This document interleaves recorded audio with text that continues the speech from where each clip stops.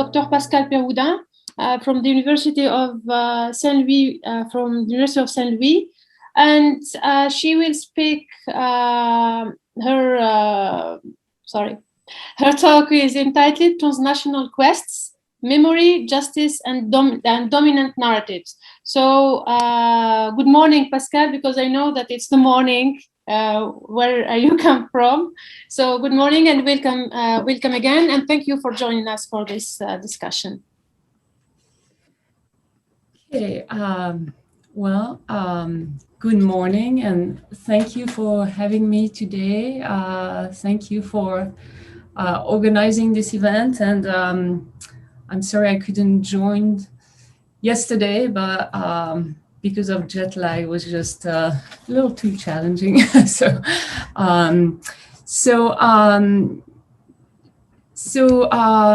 Before we start, let me first say that I'm not a specialist of Algerian literature, okay? And in my talk today, I would just like to formulate and explore with you a few questions that signal for me how Algerian literature may be received here in the Anglophone world.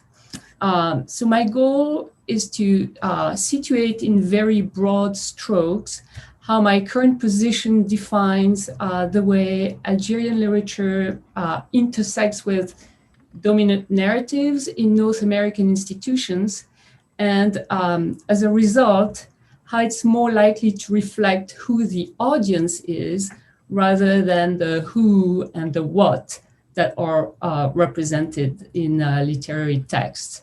And I don't know, I guess, I think some of it might, connect with what Professor Mami just talked about.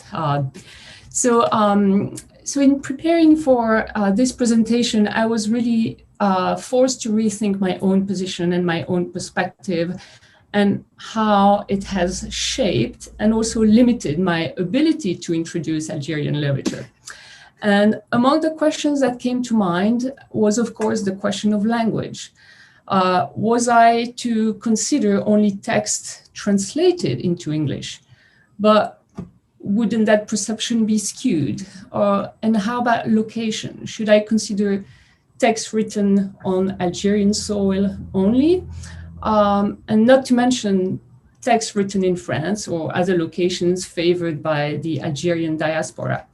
And how about text written in English by Algerian nationals, as for example, Hafid, GAFAITI, and I guess some of the texts that Professor Mami just introduced, and I'd like to have those references. Or instead, should I turn my attention to texts that have been widely commented upon and considered successful and popular, some classics, or examine what other scholars currently work on? Since I'm not a specialist of Algerian literature, it seemed a little arrogant or risky to try to give a snapshot of the state of Algerian literature of the Anglophone world and its reception. So faced with the many possibilities, I decided to take a more general approach. And I'm not going to talk about details in fictions and in specific books. Rather than studying specific texts with you, I would just like to contextualize and present a general picture of the current North American listener and reader, and present my views on how they are connecting with Algerian literature. So my views are informed by my position in a French program in a Jesuit university in the American Midwest. I come from a place where multiple legacies are competing with one another and are trying to find common ground across disciplines, across borders. And this might actually connect back to what Professor Mami was talking about a little bit earlier. So legacies that are competing with one another, trying to find common ground, and also a place where we want to encourage students to engage critically with cultural and political legacies and the systemic injustices they might have fostered. So within this framework of transnational quests, broad themes of memory and justice can inform how Algerian literature may find its place in the Anglophone audience. I will suggest that, for better or for worse, the place and reception of Algerian literature is determined by the audience and the surrounding dominant narratives. So, context and dominant narratives may lead to critical and transformative interpretations. In a forthcoming article entitled Articulate Voices, a colleague of mine at St. Louis University, Ruth Evans, is reflecting on her field of specialty, and it's actually very far from our topic, English. It's English medieval literature. So she's reflecting on her field under a new light. In her word, she wants to, I quote, invite readers to consider race making and the resistance to race making, end quote, while bringing in the conversation some of the very same text and heritage that have laid the foundations of Western medieval tradition, British for her case. She advocates, I quote, the practice of a pedagogy of recognition, end quote. She acknowledges the necessity to move the field in a direction that is more attuned to race, suggesting by doing so the undoing of a long history of racialization of voices. And she explained what racialization is. It refers to practices of assigning places, essentializing those places, building hierarchies among voices, and how people are treated, how people are heard or not heard. But as she articulates it in her argument, our ability to recognize race is connected to our ability to listen to voices. In her argument, she draws on discourses and images of music and sound and how they connect to images of animality to show how our ability to listen, to recognize, or to be attuned to a voice, a breath, is the result of a process, a training that establishes certain connections. So I will not delve into the detail of her compelling argument. It would take us too far away from our topic.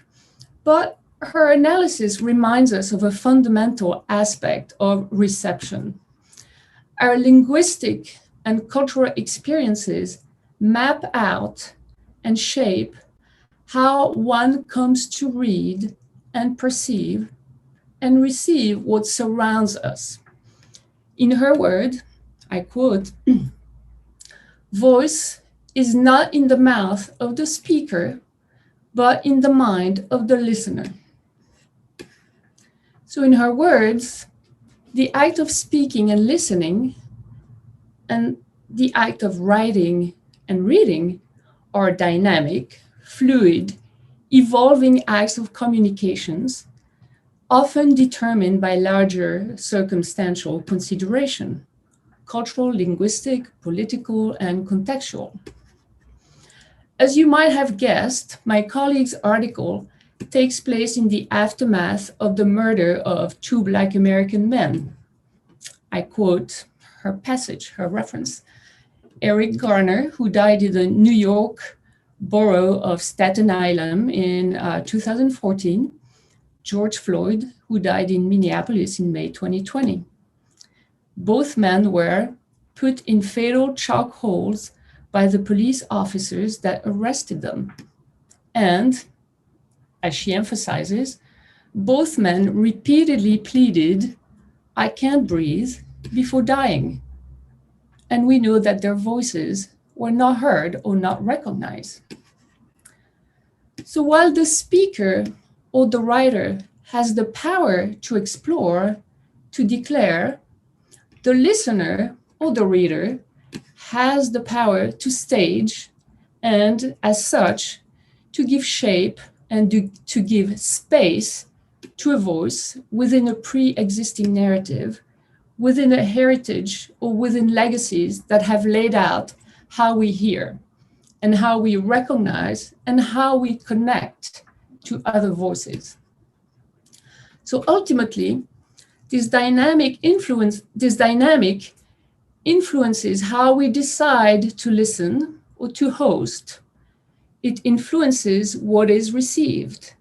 It influences what will be highlighted, transformed, and staged.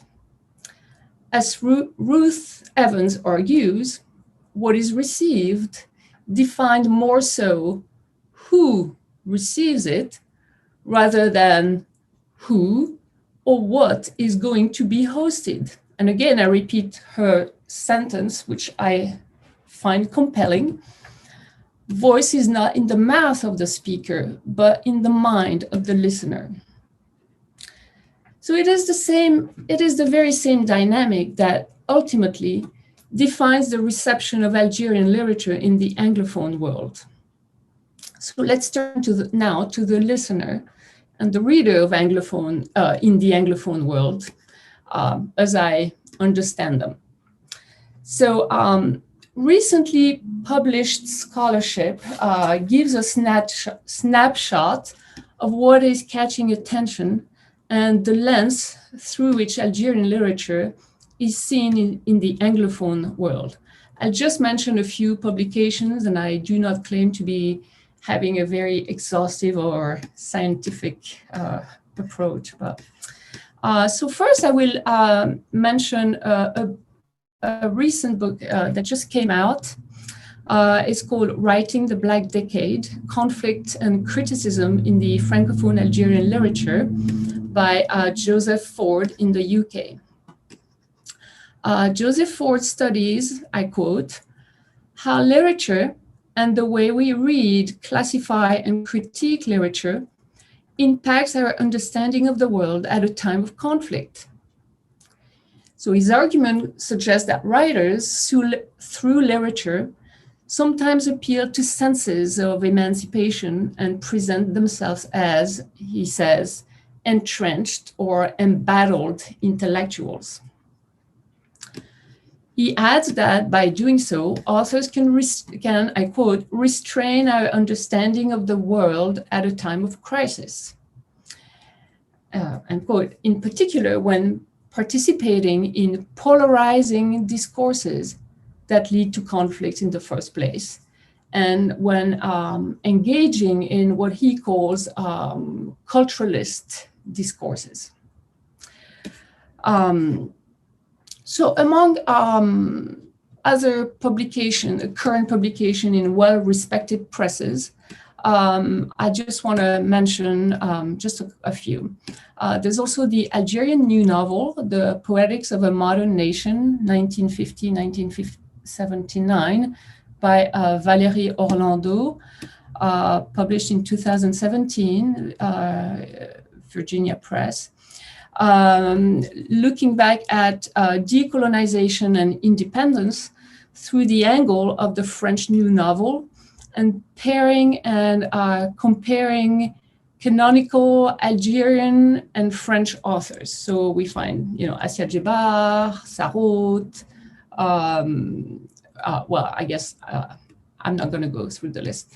And so in order to, her approach is, to set the stage for exploring the so-called alienation of the, I quote, in-process Algerian subject against a political and historical backdrop.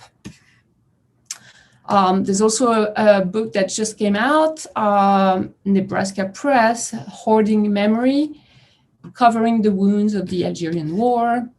Another one, Remnants of the Franco-Algerian Rupture, Archiving Post-Colonial Minorities, in 2020.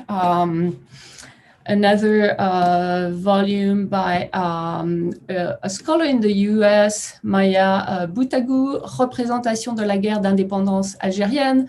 So it's in French, but it brings together contributions by other contributors who are established in the US. To examine how the war for independence still permeates political, cultural, and literary works. So just these examples, these contributions, as the title suggests, are defined by the colonial past and how it manifests itself in its post-colonial ramifications and transformations. It is important to underscore that although those publications take place within the sponsorship of Anglophone presses or are led by Anglophone, by scholars in Anglophone institutions, most of these scholars are in fact hosted in French departments. In these departments, they teach French and literature written in French, and often have to situate themselves within the French cultural and literary landscapes and legacies. So those few titles allow me to concur with Idriss Djebari in an essay entitled In Search of Algeria Between Literature, History, and Cultural Studies, published in the Arab Studies Journal in 2020. He notes, I quote, that the Algerian experience is frequently reduced to three historical markers: the War of Independence against France, 1954 to 1962, the Civil War in the 1990s, and the Algerian exception in 2011, and a few common tropes. We could certainly add to the list and find other contributions in the same vein, going along those lines.